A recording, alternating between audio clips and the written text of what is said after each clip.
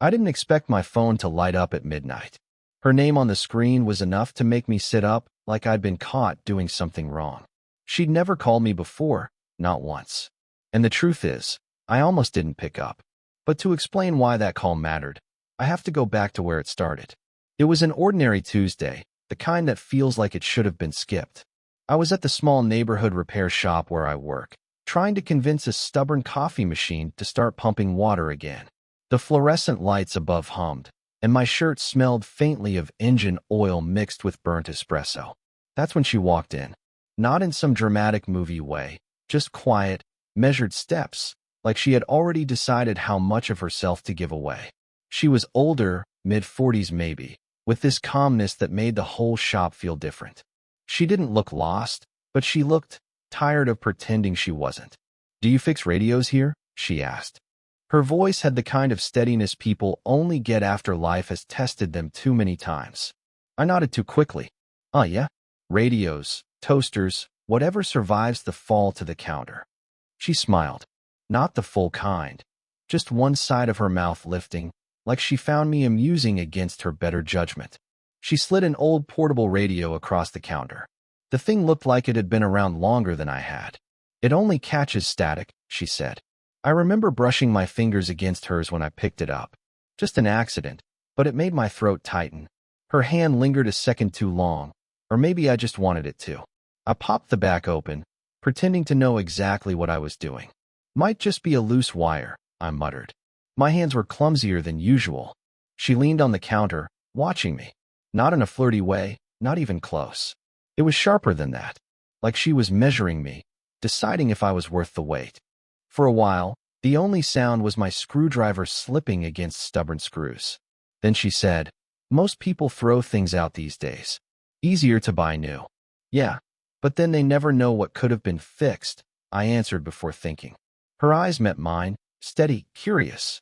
It wasn't a long look, but it lasted long enough for me to lose track of the screws I was holding. Something shifted in that silence. Not attraction, not yet. Just electricity. I got the radio working again within 10 minutes. Lucky guess, honestly. The static gave way to a faint, trembling voice of some old FM station. She tilted her head, listening, and for the first time I saw the edges of her confidence soften. "Thank you," she said simply, gathering the radio. "No problem," I replied, trying to sound casual. But my voice cracked halfway through, betraying me. She noticed. Of course she did. But instead of teasing me, she gave the smallest nod, like she was letting me keep whatever dignity I had left. When she turned to leave, the door chime rang out too loud in the empty shop. I stood there staring at the door long after she disappeared into the evening. My hands were still shaking. That should have been it. A customer, a job, nothing more. But that night, when the phone lit up with her name at exactly midnight, I realized it wasn't going to be that simple. And what she said when I picked up, I can still hear it, word for word. "It's working," she said, setting it on the counter, "but it cuts out sometimes. I thought maybe you could take another look." Her tone was polite, almost too polite, like she was making sure the space between us stayed professional. Still, I couldn't help noticing her fingers drumming lightly on the wooden edge of the counter, restless in a way her voice wasn't. I told her I'd take a look and invited her to wait. She hesitated, then sat on the worn stool by the window. The afternoon light fell across her face, highlighting the faint lines near her eyes, lines that spoke more of late nights than laughter. I pretended to work while sneaking glances. She carried herself with this controlled grace, but there were cracks in the armor if you looked closely enough. The way she exhaled too slowly. The way her shoulders stiffened whenever her phone buzzed in her bag, but she never checked it. "You look tired," I said before I could stop myself. Her eyes flicked to mine, sharper than I expected. For a second I thought she'd shut me down. Why she carried herself like she was always half expecting something to go wrong. But I stayed quiet, pretending to focus on tangled wires. She broke the silence instead. "I used to listen to this radio with my husband. Years ago, we'd fall asleep to the late-night stations. Funny how a broken thing can still hold so much." She stopped herself, biting the inside of her lip. "Anyway, it's just a radio." But it wasn't. Not to her. I kept my head down, sensing she regretted saying that much. Her fingers tightened around the cup until it crumpled slightly. The machine hummed back to life under my hands, filling the room with soft static that slowly gave way to music. Some old ballad, crackling but warm. She looked at me then, not the careful, guarded glance from before, but something longer, unguarded. For a second, she wasn't the composed woman at all, just someone who wanted to remember. The corner of her mouth lifted. "You're better at this than you think." I wanted to answer, but my throat caught. So I just nodded, pretending it was nothing. When she stood to leave, her hand brushed mine again as she collected the radio. This time, neither of us moved away immediately. It was only a second, but I felt it all night. It was raining the third time, the kind of rain that blurred streetlights and made the pavement hiss. I was closing up the shop when I heard a knock on the glass. She stood there with the radio tucked under her arm, her hair damp at the ends. "I didn't want to leave it in the car," she said once I unlocked the door. Her voice was even, but there was a tightness in it, like she'd rushed here before thinking it through. I let her in, the bell above the door sounding too loud in the quiet. She set the radio on the counter and lingered, rubbing her hands together for warmth. "You can stay until the rain eases," I offered, more gently than I meant to. She gave a small, tired smile. "That might be longer than you'd like." We ended up sitting at the workbench, the radio between us. The shop felt different at night. Softer. The hum of the storm filled the silence we didn't know how to. I noticed the details I shouldn't have. The faint perfume clinging to her scarf, the way her fingers trembled slightly when she brushed hair from her face. I wanted to ask if she was cold, if she wanted tea, but the words caught in my chest. Instead, I fiddled with the radio, knowing full well it didn't need fixing anymore. She leaned closer, peering at the dials, her sleeve brushing mine. My pulse jumped. We were too close, but neither of us moved away. "This song," she said softly, as a station tuned in, the melody fractured by static. It played the night I left home for the last time. I never thought I'd hear it again. Her voice was fragile in that moment, stripped of the careful armor I'd grown used to. I wanted to ask what she left behind, who she left. But the silence around her words told me enough. She wasn't ready to say. Then her phone buzzed on the counter. The name on the screen made her jaw tighten. A man's name. She didn't answer, just turned the phone face down with a sharpness that didn't match her calm. "You should probably," I started. "No," she cut in. Too quickly. Then, softer. "No, not tonight." Her eyes met mine, and for the first time, I felt the weight of everything unspoken pressing between us. The storm outside seemed to move closer, rattling the windows. I swallowed hard, forcing myself to stay still. My hand twitched toward hers, then stopped just shy of touching. The radio crackled louder, filling the air with static, covering the silence that neither of us dared to break. She exhaled, a shaky breath that sounded like surrender. I should go before the rain stops. But she didn't move right away, and neither did I. It was only when the thunder rolled overhead that she finally stood, her scarf slipping slightly off her shoulder. For a heartbeat, I almost reached to fix it. Almost. The rain had stopped by the next time she came in. The world outside looked freshly washed, the air holding that damp heaviness that lingers after a storm. She didn't bring the radio this time. Just herself. "I was nearby," she said when I looked up, as though she needed to explain. I nodded, pretending it wasn't unusual, though my chest tightened. She sat on the same stool by the window, her scarf wound loosely around her neck, fingers tangled in the fabric like she needed something to hold. For a while, neither of us spoke. The shop was quieter than usual, even the ceiling fan clicking less, like it knew to hush. Finally, she broke the silence. "You're too young for this," she murmured. "For what?" "This," she said, gesturing vaguely at the air between us. Her hand hovered, then dropped. "Whatever this is." I tried to laugh, but it came out awkward, too thin. I thought it was just about a radio. Her eyes locked on mine then. Not amused, not sharp, just tired, and honest in a way that made me forget how to breathe. "You know it isn't." The weight of her words pressed into the room. I opened my mouth, but nothing came out. She leaned back slightly, like she'd already said too much. After a long silence, I asked, Then what is it? Her lips parted, then closed again. She shook her head, almost frustrated with herself. I don't know. That's the problem. The seconds stretched. I watched her fingers tighten around her scarf until her knuckles turned pale. I wanted to reach out, untangle them, tell her she didn't need to hold everything together in front of me. But my hands stayed planted on the workbench. Do you regret coming here? I asked quietly. She looked at me then, really looked. And I realized it was the first time she hadn't tried to hide the cracks in her calm. Her voice dropped, barely above a whisper. I regret that I don't regret it. The words landed like a stone in my chest. She blinked, as if startled by her own honesty, and quickly looked away. The silence that followed was unbearable, louder than any thunderstorm. I tried to find something light, something to ease it, but all that came out was, so what happens now? Her laugh was short, brittle. That's the question, isn't it?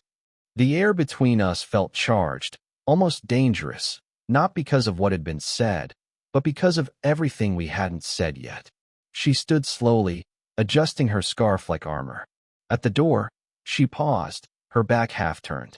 Without looking at me, she said, "Don't make me feel seen. I don't know what I'll do if you do." And then she was gone. The shop felt wrong without her shadow passing through, without the quiet weight she carried into the room.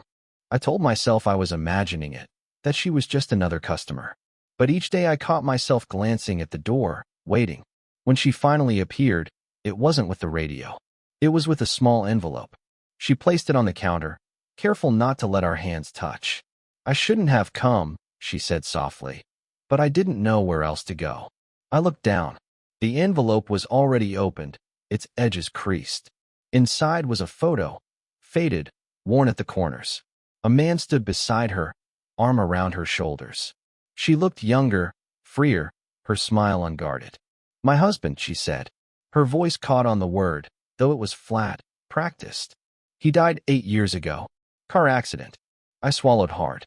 My mouth wanted to form something comforting, but everything sounded useless in my head.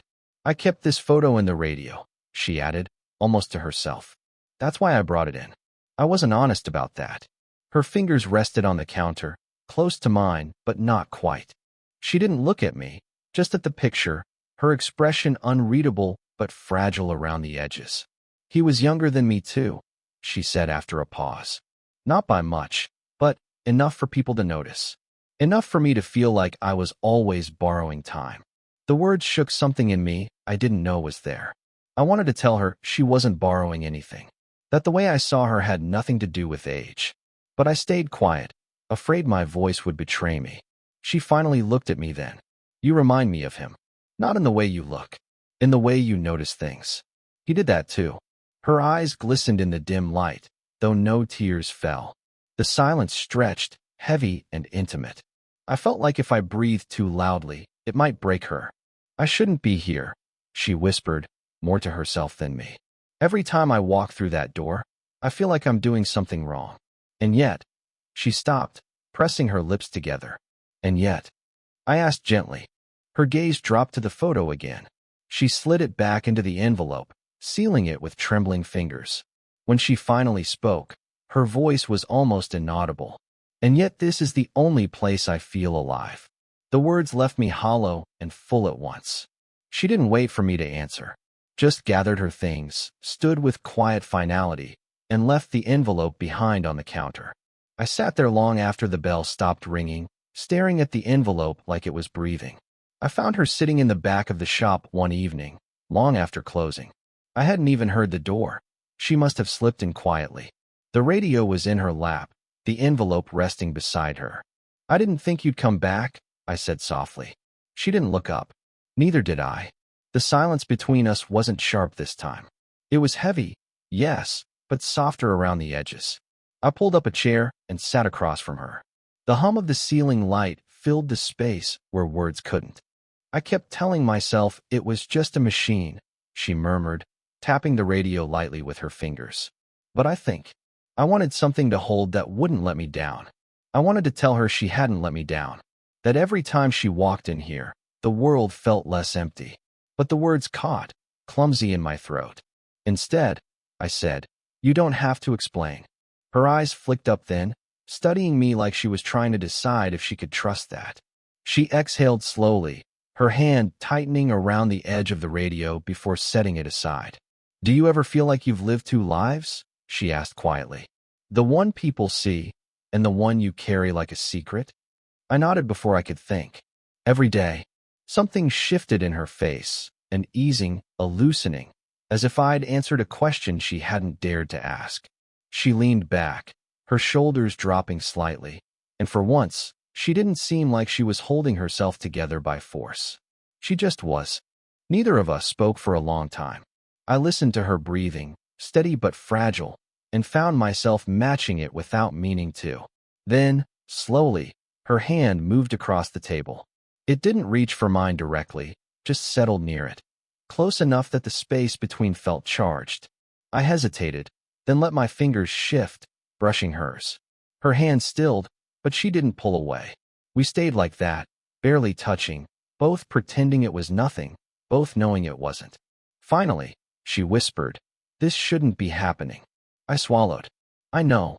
Her eyes glistened, and she shook her head, almost smiling at the contradiction. But here we are. The room went impossibly quiet. No storm outside, no phone buzzing, no excuses left. Just the hum of the light, the faint crackle of the radio, and the truth neither of us dared to name. She shifted her hand fully into mine, her grip gentle but certain.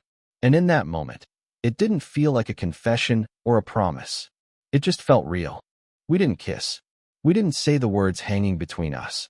We simply sat there, hands tangled on the workbench, the silence louder than anything else could have been. And somehow that was enough. I think about that night more often than I admit. The shop, the dim light, the way her hand finally stilled against mine. Nothing grand happened. No declarations, no fireworks. Just two people, tired of pretending, sitting together in silence. And yet, it changed everything. When she called at midnight, the moment that started this whole story, I didn't realize what she was really saying. Her voice was steady, but I could hear the crack in it. She said, "I don't want to be alone tonight. Not again." That was it. No romance, no confession, just honesty.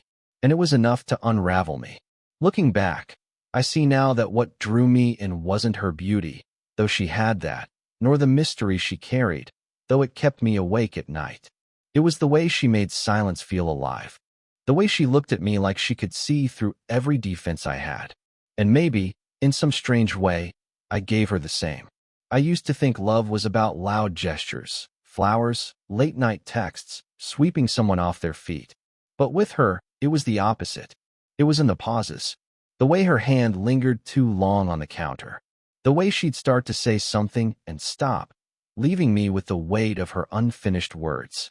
It was in her regret, her hesitation, her quiet bravery in just showing up. What changed? Me. I learned that closeness doesn't always need to be named to be real. That sometimes the most important thing isn't saying, "I love you," but being there when the rain starts, or when the silence feels unbearable. What changed in her? I can't say for sure. She never gave me the neat answer I wanted. But I like to think that in those hours we shared, she let herself breathe. She let herself feel seen without it being dangerous. She let herself remember what it was like to want something again. And love? It changed shape for me. It stopped being about the finish line, the labels, the story you can explain to other people. It became about the moments you can't explain at all, the ones that only make sense when you're in them. I don't know where she is tonight. Maybe listening to that old radio. Maybe walking alone beneath some quiet sky. But I know this. What we had wasn't a missed opportunity. It was something whole, even in its incompleteness. And if you've ever felt that, the pull of someone you weren't supposed to want, the silence that speaks louder than any words, then you know exactly what I mean. So let me ask you, have you ever had a moment like that? One you can't put into words but still carries you even now? Because for me, it began with a broken radio and ended with her hand in mine.